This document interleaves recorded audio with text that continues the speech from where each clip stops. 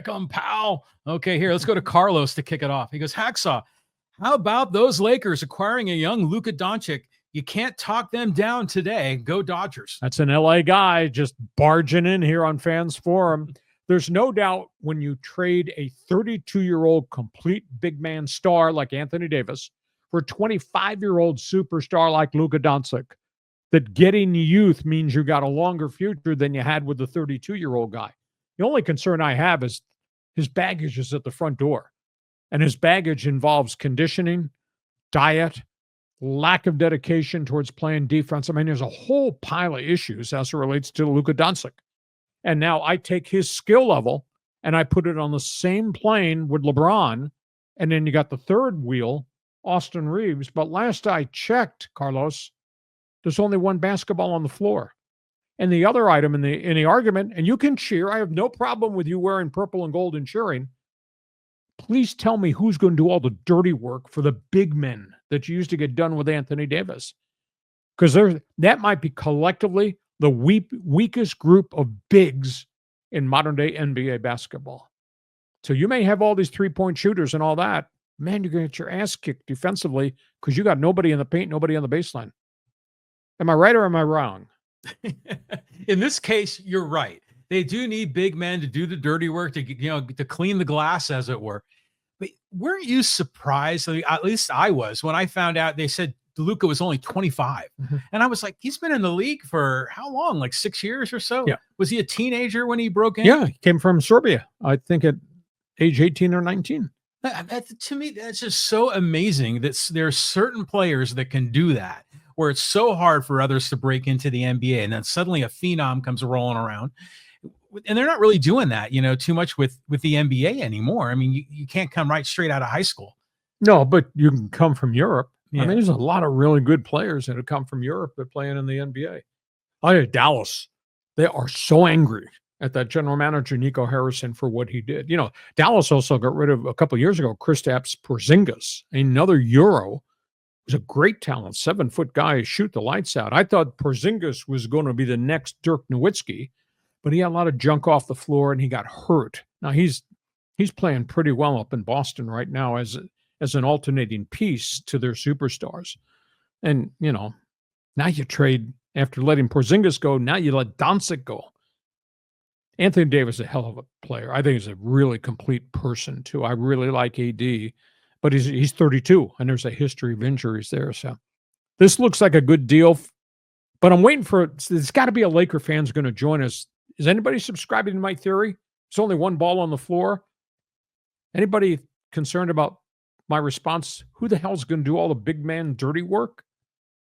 It's not going to be Rui Hachimura. I'll tell you that, so hopefully, they can bring in, like you say, an aircraft carrier is what they need. And that makes a lot of sense. So we'll see. Trade deadline's coming up on Thursday, but they don't have a lot there that's really marketable. And, they're talking to Washington about their center, who's not a difference maker.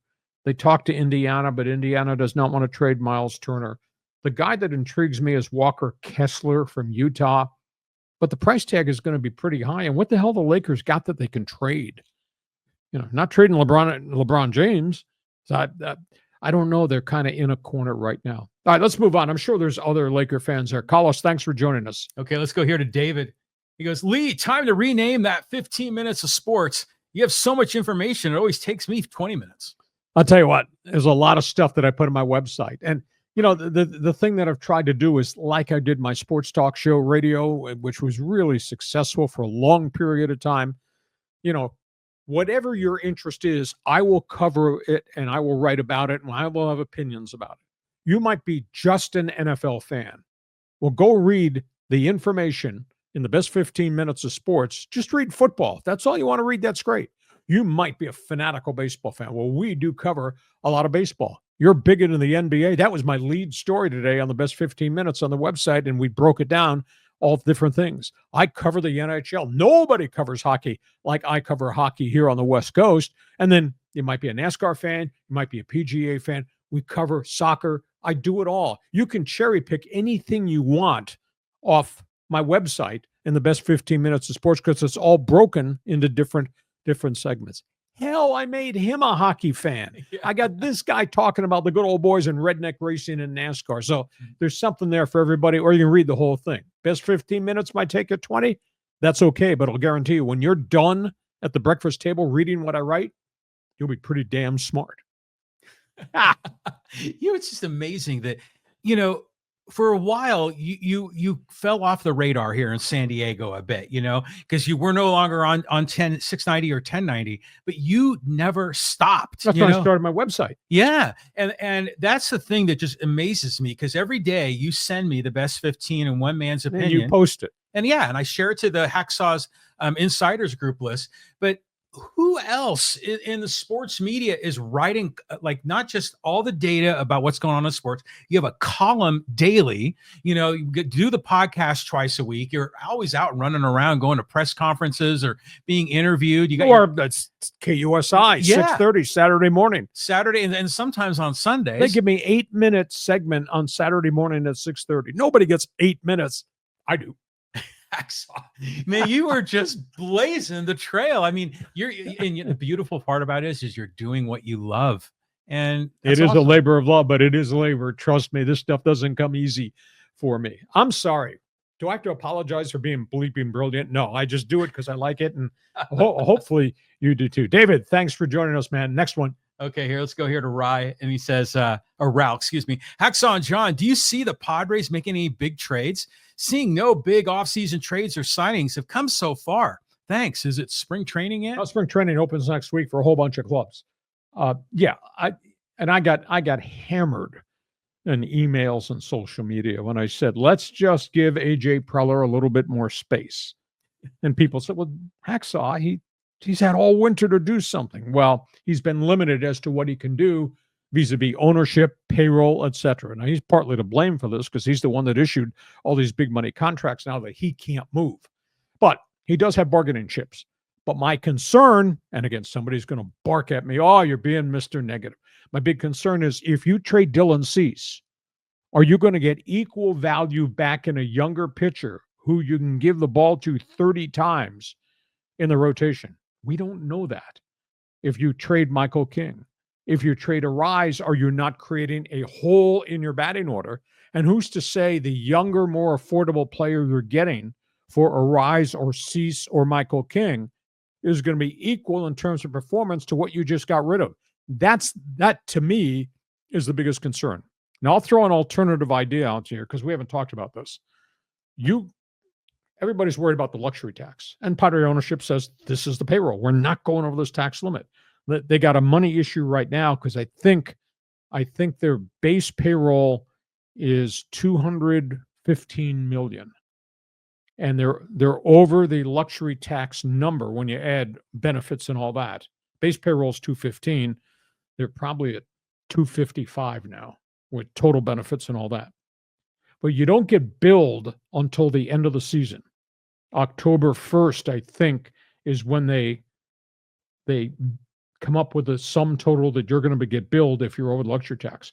So they could start the season with Cease, with Arise, with Michael King, play the season and see if they can hang in the pennant race, be in the playoffs, and get to the trade deadline. And if things aren't working out, then you can move guys and you get the payroll off your roster, etc. But they still have to pay the guy's salary during the course of the season. So that the luxury tax is not configured till we get to September and October 1st. Then we'll find out what their tax bill is. Right now, their payroll's high, and you have to pay on the 1st and 15th to get those game checks. Now, if you reduce it now, you're saving money now, and you're getting your payroll down. You could play the roster till we get to the trade deadline. If you're in the race, maybe you keep them, but the owners don't want to pay luxury tax money, or you trade guys at July 31st deadline. So AJ's got time, but I don't think he's got a complete baseball team right now by virtue of where he is. National League West, Dodger Invitational, et cetera, et cetera. Yeah. Well, I don't see them signing any big-time free agent that's going to make us go, yay! There's nobody left. Well, so I think it's got to be a trade. And Preller still loves the guys that were like top draft picks that never quite panned out. Mm-hmm. And so what about Spencer Torkelson in Detroit? Do you think that's a guy we could trade for? And plus he plays first base. Detroit's not going to take on much more payroll. Detroit just signed Jack Flaherty. Detroit has made an offer to Bregman. So I don't know that Detroit is going to be in this mix. Torkelson's available, but Torkelson hit 205. So like I said, you want to trade a Rise or you want to trade Michael King because you got to get down.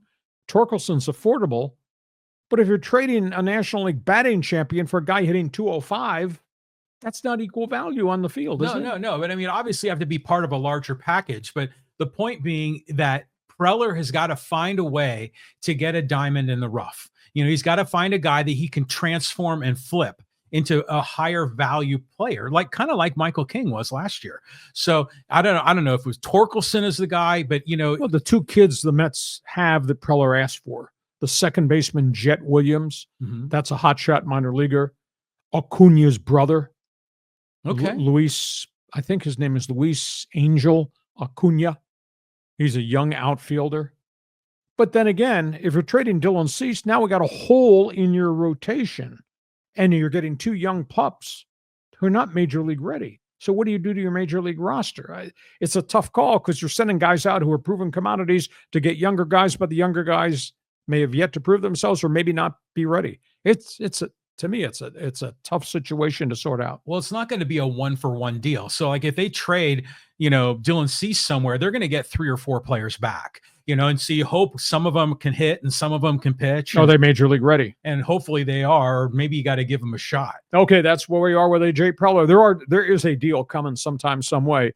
I don't know if it's going to be right now. I don't know if it's going to be at the trade deadline, but they're going to have to obviously make some transactions to change the payroll going out the door. All right, next one. Okay, more Laker talk. Let's go here to Chris. Tipping Davis and Christie for Luka was an absolute no-brainer.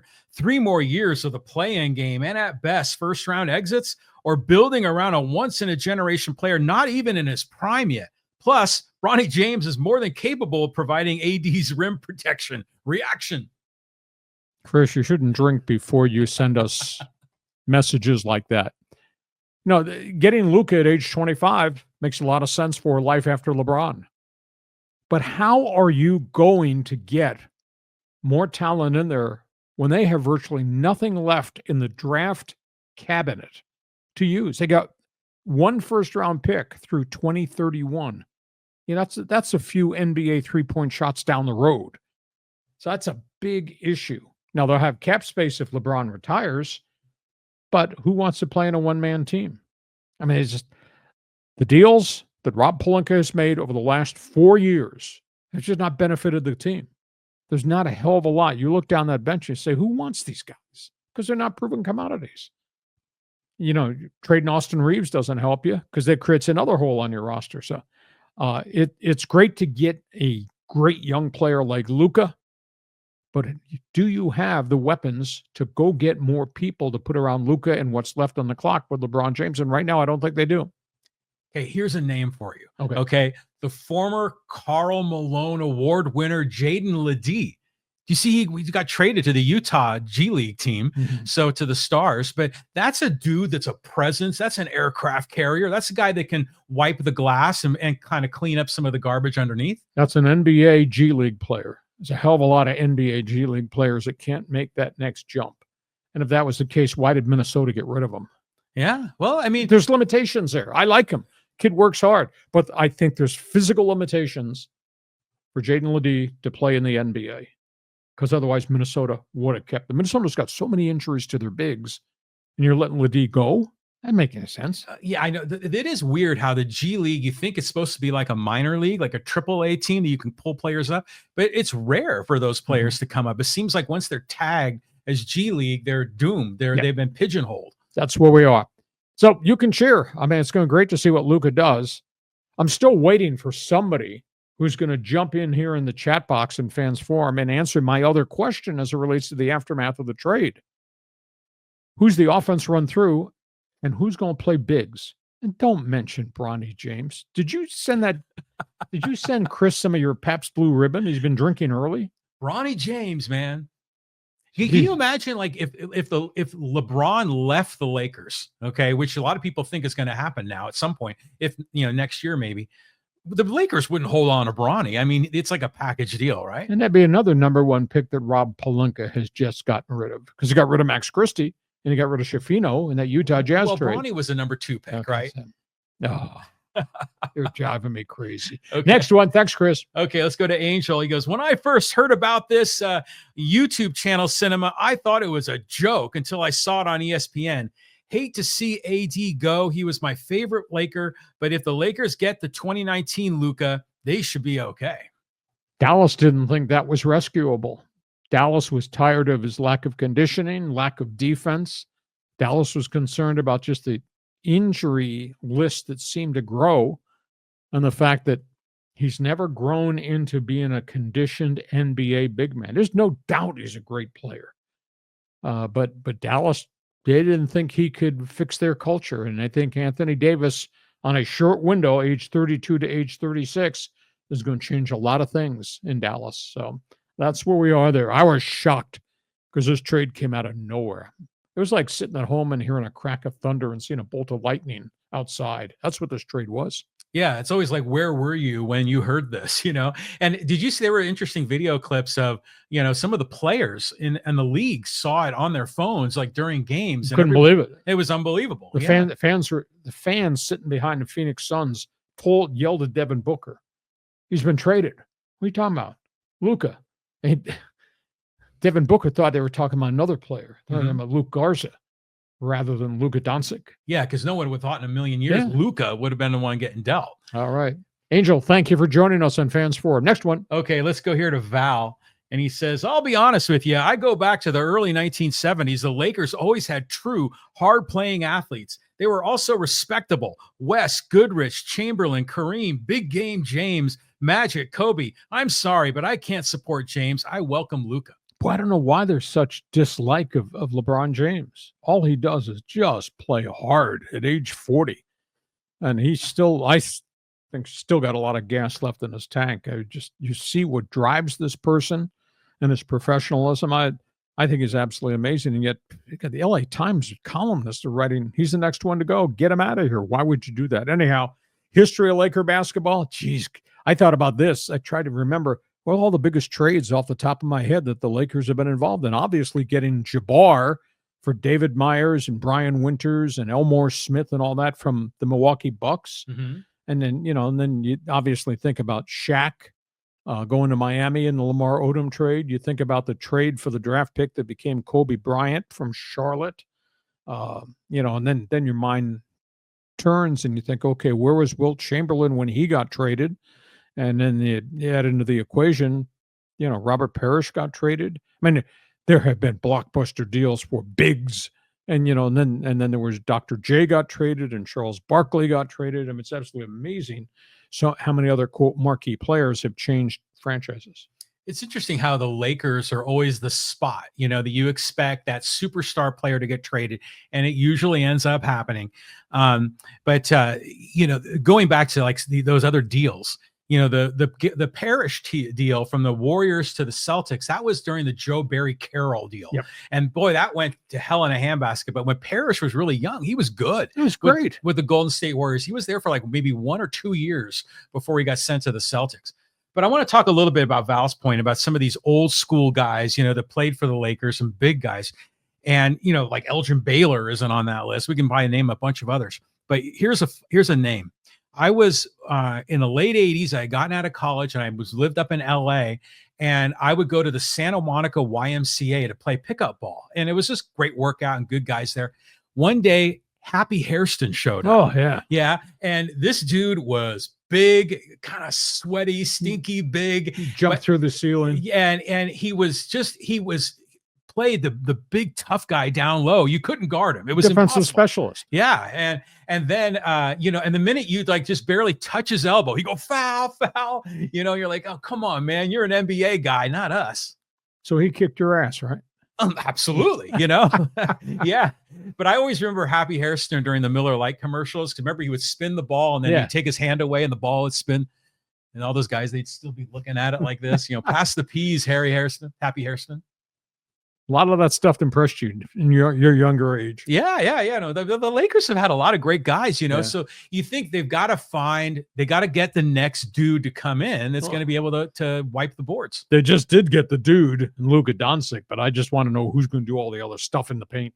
Yeah, we're going to find out. Okay, next one. Okay, let's go here to Gary. He goes, the Kings need a top 6 right-handed sniper like Brock Boser, but they would probably have to give up draft picks since they don't have many good young players to trade. Well, they've got a really good young defenseman. I really like Clark, who's come back, and they force-fed him this year, and he played well. Then he kind of hit a wall, but now they got Drew Doughty back, and I think that's going to make a big difference. Drew Doughty he fractured that ankle, and he just came off the injured list, and geez, he's playing a ton of minutes right now. So, the Kings don't have a lot of resources to use. They got a lot of guys earning big money. I still think that they've got a lot of snipers, and I think they're going to be a force in the Western Conference playoffs. But I don't know how many more trades Rob Blake can make, because I don't know they can take on any more salary, and I don't know what else he's got left in terms of young guys. So all the young guys that they have at Ontario in the American Hockey League, the Ontario Reign, they've been up and back. So I just don't know if he's got any more bullets in his gun to use as trade bait. The Ducks do, but the Ducks are a long distance away from being in the playoffs. But the Anaheim's kind of turned the corner. They're very close to being a 500 team with a very young roster, and 1 or 2 veterans they could use as trade bait. Gary brings up an interesting comment. He says a right-handed sniper. And I've never thought about the NHL or in hockey in general, like lefty-righty, like the way we think of it in baseball. I mean, is that a big deal? It is. I mean, a goal scorer is a goal scorer. Doesn't matter whether he plays right side, right-handed shot, plays left side, left-handed shot. Sometimes when you have your alignments, do I have a left-handed shooting, left-handed defenseman? Can I play a guy who shoots from the right side over here on the left, because that's a different look? His puck control ability is really different. On the right, you have a right-handed shooting defenseman, but sometimes if you get a guy who can shoot left-handed on that side, it makes a lot of other creative things happen, because that guy can take the puck, can go into the slot because it's on his forehand. So clubs are always looking for left-handed shooting right defensemen, few and far between. Few and far between. Okay, that's Hockey 101. Put that in your notebook. All right, I can write that one down. Next one. Let's go here to Raul. He goes, any news on the new arena in San Diego?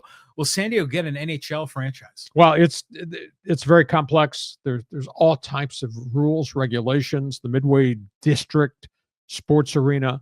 I do believe this thing is going to get built, because the doer is obviously Stan Kroenke, who gets things done as compared to anybody else in San Diego.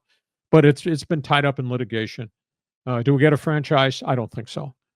Do we get a brand new entertainment arena, part of a district? Yes. Do the Gulls, which could be a very good hockey franchise if given enough good young players. They drew 11,599 on Saturday night for a special promotion, but for the most part, their attendance has been way down because the team hasn't been very good. If they get a shiny new home, that's going to be really cool. But I just don't think we're going to get an NBA franchise nor an NHL franchise just because of our locale. It's brutal, man. Being a sports fan in San Diego, I'll say this is that I'd like to have that arena there. I'd like to see, the whole area upgraded, because that it's kind of an eyesore there, and it's like those are old building, is dilapidated. They have an opportunity in San Diego to really transform that into like a great housing, entertainment, transportation kind of a hub there. So there's a huge opportunity here. I don't ever see an NBA coming here, maybe an NHL, but it's just we're San Diego is just such the stepchild of Southern California. Unfortunately, we're kind of locked into where we are, and you got franchises just above us, and they're not going to let another franchise in here. But a new arena makes a lot of different things happen for your community. It really does. Okay, next one. Okay, let's go to Hector. Lee, the Dodgers will be giving out Blake Snell bobbleheads and trophy replicas when they play San Diego. That's some championship trolling. Hope that crying Kershaw was worth it. They give out bobbleheads. Will they delay giving them out till the 6th inning? Because Snell doesn't pitch very well at the beginning of games or the first half of the baseball season. Now, the Dodgers are doing business the way big market teams do business. They're not breaking any laws. The union has signed off on the creative financing and all their contracts. We put that board up And actually, I used that board on my Saturday morning sports commentary package on KUSI, and the people came to me and said, I can't believe how many quality names that I recognize that are on the Dodger pitching staff. We put 23 names of guys who pitched for the Dodgers, either free agents who've come in or guys they brought through the farm system. 23 guys have pitched and posted victories in the last year and a half with Dodger baseball. Some of them obviously are coming back from surgeries now.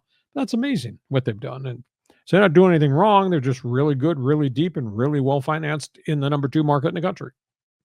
Yeah. I mean, what are you gonna say? I will say this though. I love the trolling aspect of this, and it just makes the rivalry fun, right? And so hopefully, the Padres had the crying Kershaw meme up on the Petco scoreboard, and that backfired, so let's see if this backfires on the Dodgers. Maybe Manny Machado is going to go hit home runs three games in a row in Chavez Ravine. If I were the Dodgers, if I were King, when the Padres come in for the first game of the series, on that big Dodger video board, I would run an audio thing. Ladies and gentlemen, we welcome you to Dodger Stadium. And right there would be the World Series ring, right there on the big screen for the Padre players to look at. Well, Manny, remember that? Have you seen that video clip where Manny said, we're going to win a championship in San Diego before you guys ever do in LA, and I'll bet my salary for it. And this was, I don't know, maybe like in 2019 or so. So, I mean, that to me is funny. It's kind of cool. He was on the on-deck circle chirping with the fans in Dodger Stadium. Did he write the check yet? No, he's definitely not going to write that check. But no, I love the trolling. And so hopefully the Padres do some of that as well. Oh, you and social media. Holy cow. Okay, let's go here to Mike. I think this is Aztec Mike. He goes, hey, watching Luka and LeBron is going to be hilarious. 2 floppers complaining on the court at the refs. It's a typical NBA soap opera looking for ratings. Sad. Do you know that LeBron has never, ever committed a foul in the NBA? He's always got a scowl on his face. And, I mean, there's no doubt that Luka plays with a chip on his shoulder because he just whines nonstop to officials, to his teammates, to the bench, to the fans. He's a really good player, though, but he's a one-dimension player. I am still waiting for somebody to join us on Fans Forum to tell me how you're going to solve this problem of who the hell is going to play in your paint for the Lakers. Because come playoff time, you got to be big and you got to be tough and you got to be able to stop people from going, who the hell is going to do that? Well, it's not going to be Luka. I mean, we know that for sure. But I'm interested in watching the games and seeing how the dynamics and the chemistry are different. Because, for the most part, what I've seen of Luka has been on highlight reels and, a little bit of the playoff games. Now to get to see him more consistently, I kind of want to learn the more subtle aspects of his game, because obviously he makes these, circus shots, and he can, as an offensive player, he's unmatched, but it's really all kind of outside of the key though, right? Unmatched, defensively, deficient. Luka is Jokic. Luka is the Joker in Denver. That's what he is. Jokic is just a gifted offensive player too. I don't think there's a hell of a lot of defense that Jokic plays either, but this will be fun. I mean, there's no doubt somebody else needs to join us here on Transformer and just tell me who the hell is going to run the offense. Going to be LeBron? Last I checked, LeBron and Luka both need the basketball in their hands. John, solve this. Come on. Well, MJ and Scotty both had to have the ball in their hands. Yeah, Scotty was a defensive specialist. No, but he was a good wingman for MJ back then. Yeah, they're going to work it out. I mean, we've seen a lot of times LeBron kind of as the point guard bringing the ball up the court. I could see Luka, maybe doing a little more of that, and maybe LeBron playing, down low a little bit, using his size rather than him having to be the guy around the perimeter. Small ball with 2 big stars. That's what you're telling me. Yeah, I don't know what the hell is going to happen. I'm curious to see if this makes any difference because they've had so many interrupted start and fail, and nothing seemed to work. It's really weird. Neither one of these teams is going to have these guys. Luka's got this calf thing since Christmas. It is now February. Oh. So he's not ready to play. And AD has got this abdominal muscle issue. And it's going to take another 7 to 10 days before he gets re-examined. So neither one of these guys are ready to play. Dallas played his first game with with the whole mental funk the team was in. Got beat by 43 by Cleveland. By 43. I think the Lakers are going to get pounded here a little bit until Luka's ready to go. And who knows when Luka's going to get ready to go, because calf injuries are calf injuries. Takes time. But it makes you wonder, because AD, like, his nickname is Street Clothes, right? Yeah. So he's like, so you figure at some point Luka's going to be back and he's going to be healthy and he's younger and he's going to contribute. But it makes you wonder, like, can you imagine if you're a Dallas Mavericks fan and you're angry about the trade, then AD shows up and he hardly plays? Well, he has played. He's come off when he's been injured and he's been back on the floor. So, but he's got that injury. I think Luka's injury is much more concerned, because it's been since Christmas since he had the calf injury. He's not ready to go. And then we add into the equation conditioning for somebody who's 260 to 270 pounds. Yeah, that's always amazed me too, that his size and how fast he can be and how deceptive he can be as a player. So I'm kind of looking forward to watching a lot more Luka. I kind of want to understand him more. I'm still looking for somebody to play in the paint. Nobody's explained who the hell is going to play in the paint for the Lakers. We move on. Next one. Thanks for the comment. Okay, let's go here. Our good friend David gave us a $5 donation on the YouTube super chat. Thank you, David. LeBron is 40 years old with concerns of injuries. Large contract is difficult to get new talent. Okay, defense. We had to give his kid a job. Bye. Well, all the things you've said are true, but he plays hard. He plays lots of minutes. Now, whether or not he can play 36 minutes a game through the second half of the season remains to be seen. You know, there's some segment of people in the NBA says LeBron has always been barking about add this, make this change, etc. Well, they got Luka, but he can opt out of his contract at the end of the season. He's due $52 million on the final year of his deal next year, but he could opt out and become a free agent. I don't think he will. I just want to see how this fits together, because now they got 3 players, but they got no bigs. They got 3 players, and the rest of the bench, there's nothing there that I think is of any value at all. You know, I was just thinking, who we're not talking about are the Clippers. I mean, Kawhi's back. I know he was kind of cold last night, but he's been playing better. I mean, is there hope for the Clippers? Do you see the Lakers and the Clippers both making the playoffs? Depending on whether or not they get Luka back shortly. If this calf thing lingers on, you might be wishing, hoping, bringing out the rosary beads that the Lakers get to a play-in spot. Wow. Clippers, if Kawhi can stay on the court with Harden, with the big Norman Powell, Clippers have got a collection of guys. Zubac is playing really well for a big man. The other night he was 21 points, 22 rebounds. I mean, it's phenomenal. So the Clippers are having a better season than I thought. They got 28 wins. Lakers got 28 wins, but the Lakers don't have Luka Doncic right now. So now you got LeBron against the world without Luka Doncic until we're sure Luka can come back and play. Clippers have got everybody together, and they're playing really hard, playing really well. They played better than I thought that was humanly possible. All right, here we go, man. Getting into the stretch run. Good. David, thank you for joining us. Okay, this is a sports comment and a shot here. You ready for this? Yes. From Douglas. Chiefs will kick ass this Sunday like Trump is.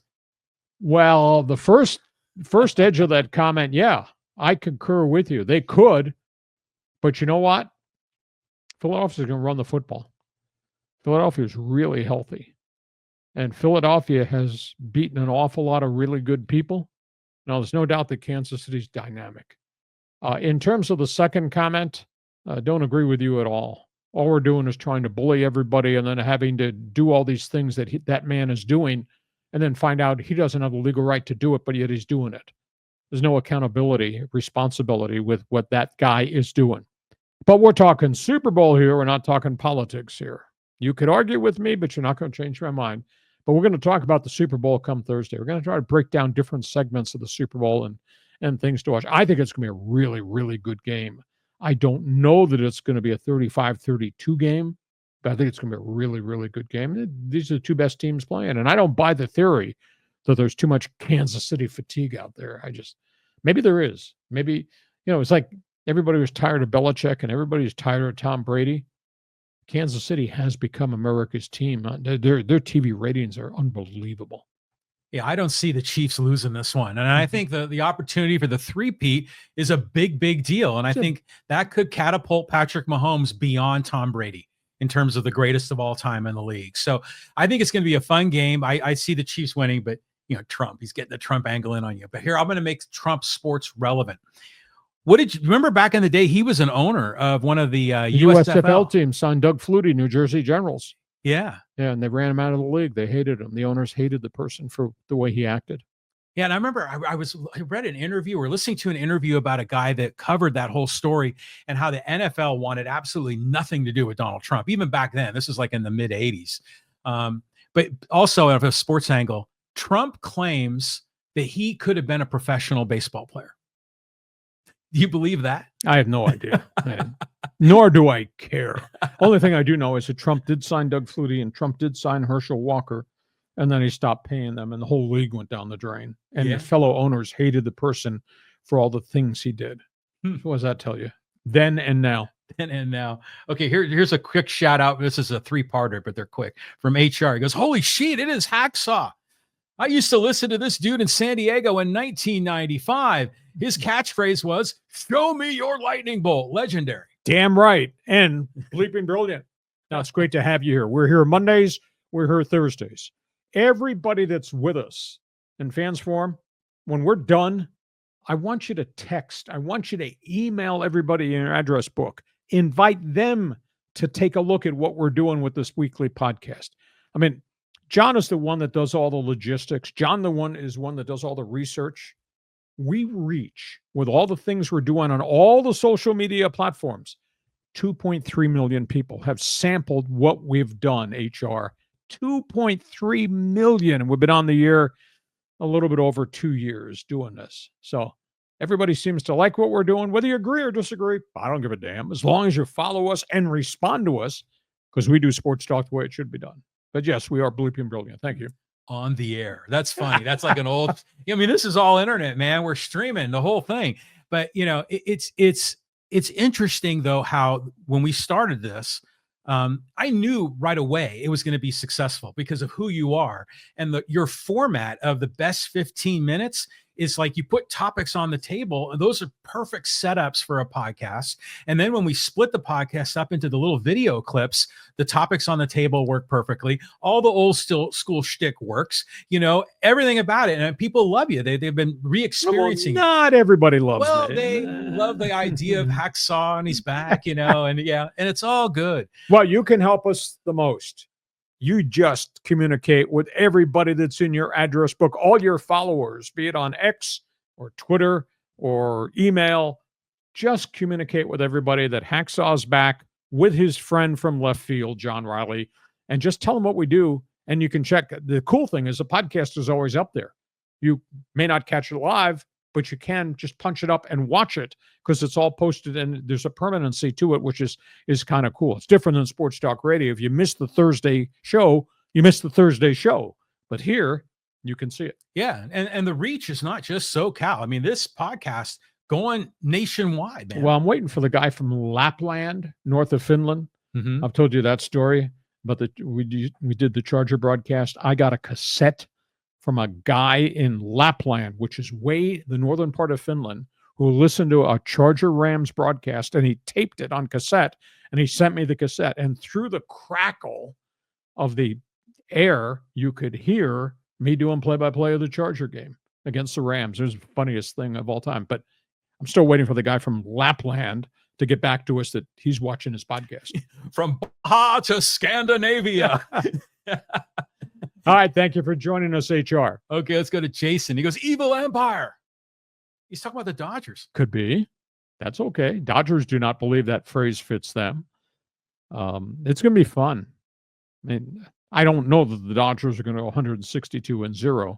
Though somebody's going to email us and say, 158-4. I'll cut you that. It's going to be fun to see how dominant they really are. I said this on TV, and people were responding on KUSI. I said this last week. I said, Dodgers are going to get booed. Everywhere they go, they are now public enemy number one because of the spending spree. And, the Dodgers' response is, we didn't do anything illegal. We just reinvested all of our money for, players. So it's going to be interesting to see. You think there'll be a few boo birds when the Dodgers play the Padres at Petco Park? Do you think? Yeah, but Dodger fans are going to be rolling into town. Oh, And yeah. that's allowed. That's assuming they're allowed to buy tickets. I don't know if they're going to do that by checking your zip code to see if you're eligible to buy. So do you think my idea about the Dodger video board opening day, they play the Padres, is San Diego Padres, we welcome you to Dodger Stadium, and flash up the World Series ring? That'd be unfair. It would be awesome if they did that, but they won't. The Dodgers like to take the high road, from a corporate perspective. They're always, they're like the Cowboys that wear white, the white hat guys. Okay, we move on. Thanks, John. Okay, let's move over here to it was Callan. Yeah, and Callan said, just bring Cal and Stanford home to the Pac-12. There's a good story on Front Office Sports about the travel that the Bears and Cardinal have endured. I don't see that lasting. Well, the other factor is Cal and Stanford are not getting the equal share of the media contracts that the ACC gets. That's a big issue. At the end of the day, they're going to say this was a stupid decision to go to the Atlantic Coast Conference. And maybe what they should do is the Pac-12 should go to the NCAA, ask for a waiver that we don't have to have 8 football playing members in 2026. Give us a waiver to go with 7 and add St. Mary's and Gonzaga, which gives you another big name and national brand. And then try to get Cal and Stanford to leave the ACC, come back. But at the end of the day, if it's Cal, Stanford, Oregon State, Washington State, and then the group from the Mountain West, that's still not equal to having Oregon, Washington, the Trojans, and the Bruins. It's not at all. I'm sorry.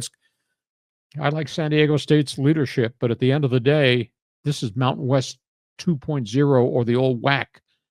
Especially if you're going to add Vegas and Texas State, because that's what the Pac-12 is thinking about now. I'd rather just sit and wait, as Callum says, and lure Cal and Stanford back, give you a little more West Coast credibility. But it's not the Trojans and the Bruins, the Ducks and the Huskies. Okay, Cal and Stanford are both great academic institutions, but come on, from a football or a basketball perspective, it's just like UNLV. I mean, they're they have their moments, but lately, I mean, heck, UCSD beat Cal a couple of years ago when they were in probation, from the transition to D1. So, I don't understand why the Pac-12 or the NCAA, actually, to be more clear, would have a minimum requirement of 8 teams. I mean, if they have only 7, why not just let them play? Yeah, well, if you're mandating everybody's got to have 8 in all the major conferences, but this was unique. Your conference got disrupted because everybody left. Give them that window. I mean, if I was looking for a school, I wish I could have negotiated BYU to come back in, but BYU, Utah is huge rivalry. That's in the Big 12. Arizona State, Arizona, big rivalry. That's in the Big 12. So, well, you'll never be satisfied because if they pick a school like UNLV or UNR, you're going to say Mountain West 2.0 or WAC 2.0. But then if they pick a team that's like Northern Illinois or Texas State, you're like, that's not the Pacific 12. That's not the Pacific Coast. And then if they ended up doing something creative on the East Coast, you'd go crazy as well. I mean, what's going to satisfy you? I'm old school, I guess. We had something that dated back to 1915 that really meant a lot to generations upon generations of fathers and sons and families. In the middle of the night, USC and UCLA left, and that started all the dominoes falling. There was something, John. John, you're a West Coast guy. You don't identify with what the greatness of the Pac-12 was and its heritage and legacy and great teams and names and all. That doesn't mean anything to you? It's funny because I grew up in the Bay Area, and I always remember the big game was a big deal. Sure. Between Stanford and Cal. But as a kid, when I was 10 years old, 15 years old, high school, I was much more interested in the NFL than I was in college football, and much more interested in the Golden State Warriors and the NBA than I was in college basketball. But now, things have changed. I would prioritize both college sports over both professional sports as a fan. But still, even when we had UCLA and USC and all the greatness of the Conference of Champions, as Bill Walton would say, it was still a junior power conference compared to the SEC or the Big Ten. I don't know that I buy that. You're insulting the heritage of John McKay and Terry Donahue and Don James and the greatness of what Oregon has become. Those are but they're good. Those are good, great programs, and they have history, but they still were in the shadow of schools and conferences that are on the other side of the Mississippi River. I disagree. I think they were even Steven in terms of popularity and brand recognition to Oklahoma, Nebraska, Ohio State, Michigan, Alabama, Auburn, whatever. Well, maybe until the turn of the century, right? Maybe until like the year 2000, because it seemed that the Pac-12, even during that year of the quarterback, when we had, It was just a year ago. That was just a year ago, but even then, it was still not thought about in the same tiers as the SEC and the Big Ten. You could argue with me, but I think you'd be wrong. But there's such great heritage that was here and it's gone. And I don't think they can get it ever back. No, Never. It's not coming back. No. Okay. Let's do a couple more here before we get to Sammy on social media. Okay. There was a couple of other good ones here. And let's go here to Bill. And he says, the Utah center is trade potential for the Lakers, I hear, but may have to lose Reeves. Well, they don't want to trade Reeves, and Reeves is having a really good season after a bit of a bumpy second season and a fabulous rookie season. They don't want to trade Austin Reeves, and I wouldn't trade Reeves to be part of the Walker Kessler transaction. Kessler's the one they're really looking at. The second center I think they really like is Miles Turner, who's more of a grinder, big physical guy from Indiana. But then again, what have the Lakers got to give? I don't think there's a hell of a lot of market value unless it's the expiring contract of Rui Hachimura. And then you look down the bench, they've gotten rid of a whole bunch of guys.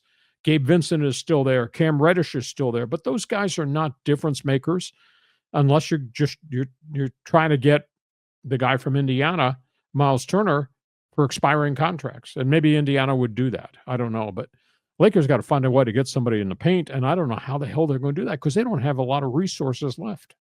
Well, how does Connect fit into this whole situation? I mean, because he was their number one pick. Got to play him. They got to play him, and there have been times when we were praising Connect, and then there are times when we don't ever talk about him at all. Because he doesn't get off the bench or doesn't contribute on a consistent basis. Play him. You drafted him. Put him on the floor. And let them play through whatever the learning curve is going to be. They're going to need players, but Dalton Connect does not solve your interior defense problem. Yeah, see, it's fascinating to see what they're going to do. I wonder if some of those guys on the end of the bench are going to get thrust into play because they need bigs. I mean, they're just going to need warm bodies. You're not sales pitching me and all the people on live stream. You're not sales pitching me that Jackson Hayes or Jared Vanderbilt is going to be a difference maker. But they've got to do something, right? I concur. So that's what's interesting to me is to see what they end up doing. And let's just say they create a brand new big three with LeBron and Luka and Dalton Connect. What does that look like? How does that work? And to your point, those guys are all going to be on the perimeter for the most part. Or does LeBron transform and become a post player? And, plays the four, maybe that would be his new role as an elder statesman. Fascinating to see what JJ Redick does because got to move some parts of different job responsibility. But you are, Bill, you are correct. They have talked to Utah endlessly, but Utah wanted both number one picks for Kessler, and they're in total rebuild mode. I mean, the quality of the product of the Utah Jazz is deplorable right now. But now the Lakers don't have their two number ones. And, they say, well, give us Reeves in one. Well, the Lakers don't want to give up Austin Reeves. Now, maybe you trade Connect. You trade Connect in a number one to get Walker Kessler. Maybe they do that. There could well be another deal coming, but that means somebody's going to depart, and they don't have a lot to leave this bench right now, leave this roster. I don't think. Yeah, fascinating to find out. Okay, let's do one or two more here, and then we'll go to social media. Okay, we'll talk Dodgers here with Jeff. And he goes, last I checked, Kershaw has 2 rings. How many do the Padres have? I'll wait. Cheap shot. That's true. Cheap shot. That's okay. Feel free to pile on. I like my idea. Opening day, Dodger video board. Ladies and gentlemen, we welcome the San Diego Padres to Chavez Ravine. Flash up the Dodgers World Series ring.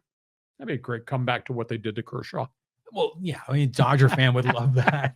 They would love that. The Dodgers would never do that because they try to be a first-class organization.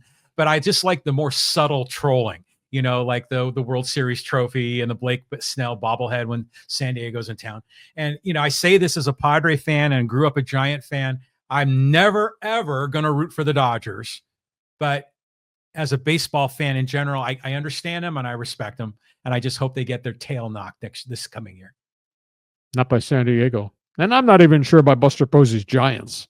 The Giants are improved. I mean, yeah, they got some guys there, but there's no one is like you say, you call it the Dodger Invitational for the NL West. That's exactly what it is. Okay, let's go to social media. We got a lot of people here, I'm sure, have some opinions. John's going to scroll up here. This is cool. This is really cool.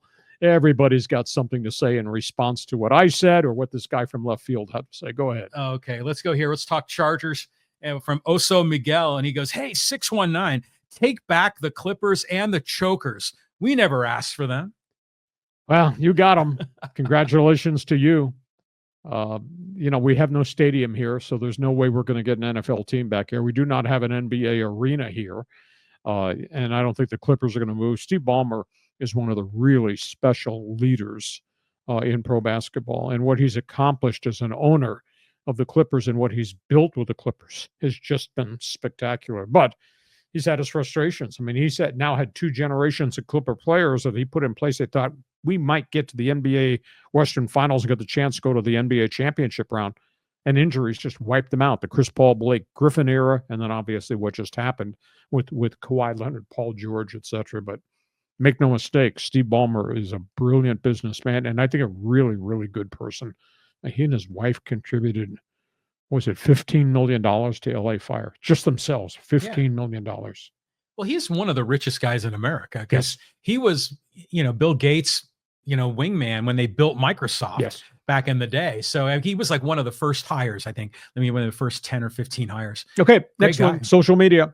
Okay, keep on going here. Let's talk Aztec basketball with IE Aztec. He goes, WTF? This team is young, period. Relax, growing pains. With all the bad play, Aztecs are still in the upper half of the league. I'm excited for the future, assuming everyone stays. Maybe we're guilty of having too high expectations. You are correct. Very young team. However, that being said, Brian Dutcher's teams historically, i.e. Aztec, have gotten better and better and better as the season's gone on. Don't see that this year. When the season started, I remember that after the first couple games, John and I talked about this is a really different team. Can the bigs grow? Well, Guath has grown. The question is, have they found enough 3-point shooters? At one point, we thought maybe they got 4 or 5 guys and just stand out there and drill threes. Well, they did early. The 3-point shots have gone away because people are defending them differently now. And now they've stalled. And now you get good 10-minute segments and really bad 10-minute segments. And then defense bails them out, but then they do this. And so they're all over the place. And now they don't have a lot of room for any more mistakes. And they still got to go to Utah State.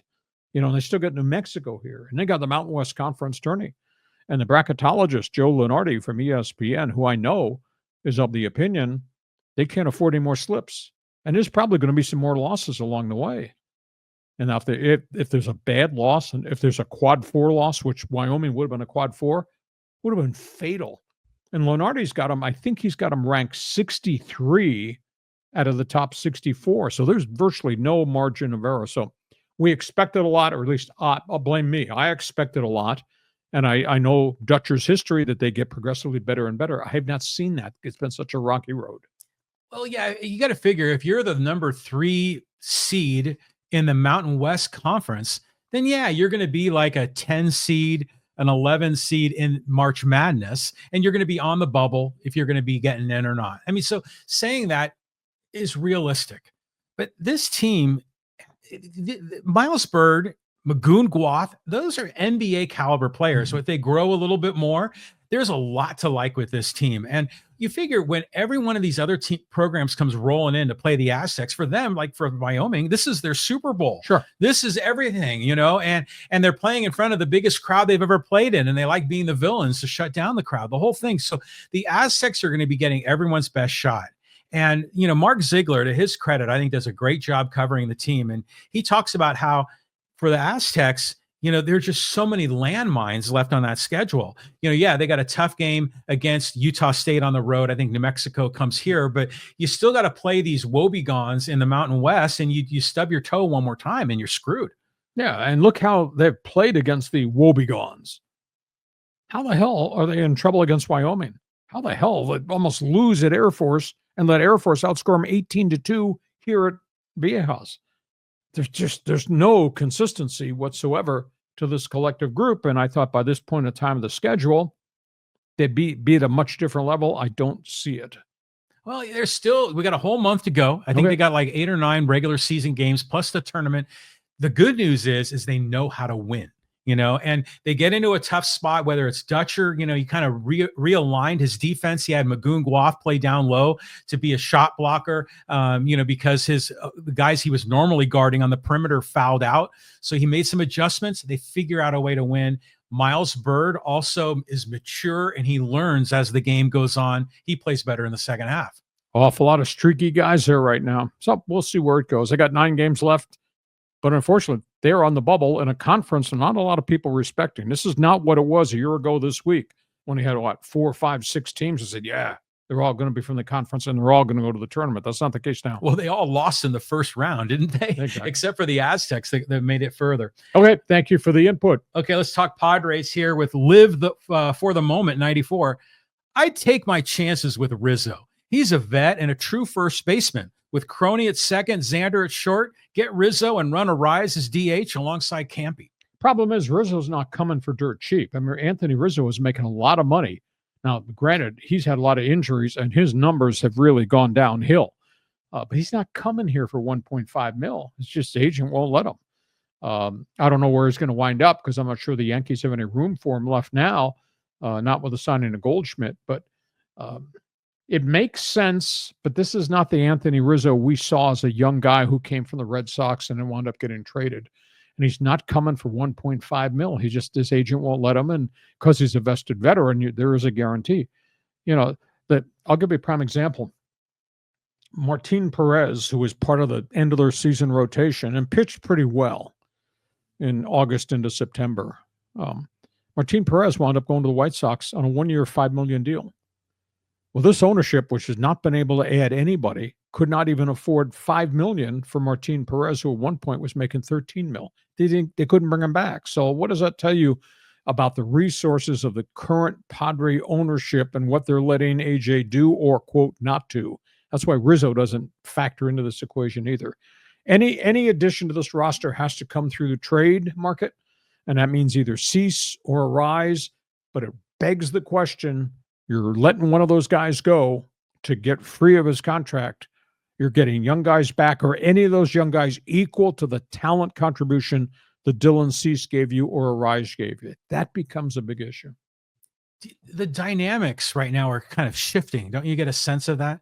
Because a lot of the big names are gone, and they're all gone. Yeah. So now teams that want to add suddenly trade chips like a Cease. Other teams might be hungry and might be willing to pay a little bit more. We've seen deals like when we picked up Darvish, we gave away 4 players to the Cubs. Mm-hmm. I think we were talking about Owen Cassie last time. Well, the same thing could happen in the other direction. I mean, we could trade Cease. There's some teams that might be willing to give up a lot, and then suddenly you can plug in a lot of holes and do it on the cheap. If you can get a guy who can prove it. I'll give you an example. Boston is interested in Cease. Boston's got the bigger payroll. They'll take on the $13.7 million. Supposedly, the young first baseman Tristan Cassis is available. That Boston's also got some young pitching.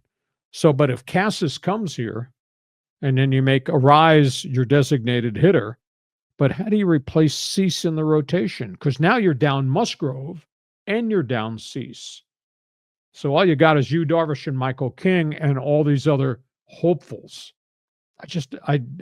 You're subtracting proven commodity to get younger, cheaper player, but is a younger, cheaper player going to be the difference maker? Well, they're not going to be necessarily a difference maker, but you hope you can plug multiple holes when you get rid of one guy. So I don't know. Preller's got to figure it out, and he has a history of doing these deals during spring training. That's where we are. Hey, listen, we hope you have enjoyed this podcast. We're here Mondays. We're here Thursdays. Please help us grow this thing. This thing's exploded. But message everybody that is one of your followers. Tell them Hacksaw's back. And we'd like them to join us on Mondays and Thursdays.